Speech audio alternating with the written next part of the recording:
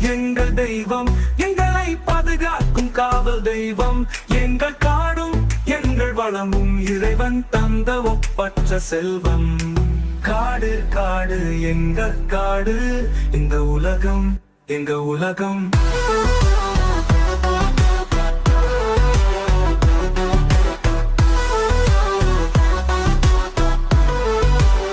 எங்க உலகம்.